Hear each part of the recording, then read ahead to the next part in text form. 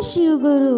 एक पक्षी था जो रेगिस्तान में रहता था, बहुत बीमार, कोई पंख नहीं, खाने पीने के लिए कुछ नहीं, रहने के लिए कोई आश्रय नहीं था। एक दिन एक गरुड़ उधर से गुजर रहा था।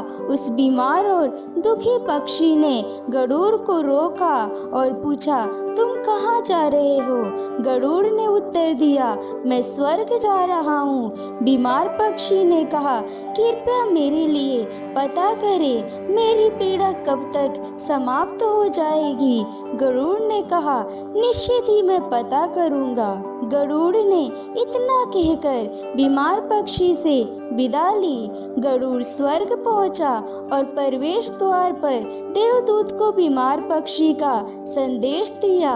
देवदूत ने कहा, पक्षी के जीवन में अगले 7 वर्ष तक इसी तरह कष्ट लिखा हुआ है, उसे ऐसे ही 7 वर्ष तक कष्ट भोगना पड़ेगा, तब तक उसके जीवन में कोई खुशी नहीं है। गरुड़ ने कहा, जब बीमार पक्षी यह सुनेगा तो वह निराश हो जाएगा। क्या आप इसके लिए कोई और उपाय बता सकते हैं? देवदूत ने उत्तर दिया, उससे कहो कि इस वाक्य को हमेशा बोलता रहे, इन सब के लिए भगवान तेरा शुक्र है।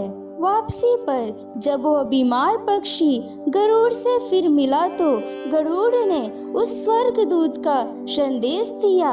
7-8 दिनों के बाद गरुड़ जब फिर उधर से गुजर रहा था, तब उसने देखा कि पक्षी बहुत खुश था। उसके शरीर पर पंख उगाए थे।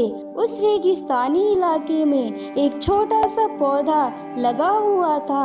वहाँ पानी का एक छोटा सा तालाब भी बना हुआ था। चिड़िया खुश होकर चहचहा रही थी। गरुड़ चकित था। देवदूत ने कहा था कि अगले 7 वर्षों तक पक्षी के लिए कोई खुशी नहीं होगी। इस सवाल को ध्यान में रखते हुए गरुड़ स्वर्ग के द्वार पर देवदूत से मिलने पहुंच गया।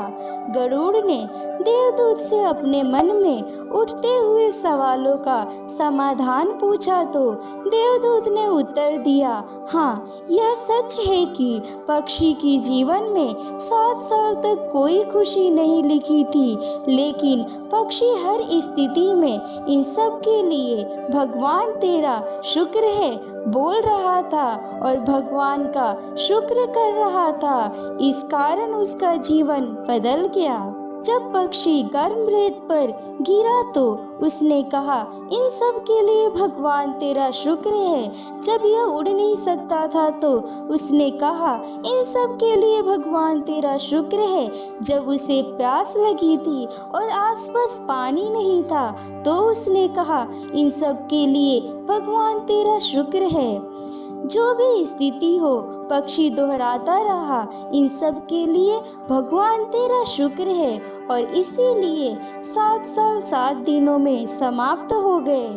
प्रिय भक्तों, परिस्थिति चाहे कितनी भी कठिन हो, हमें भगवान को कोसने की बजाय भगवान तेरा धन्यवाद बोलना चाहिए, क्योंकि भगवान अपने भक्तों के साथ कभी बुरा नहीं करते।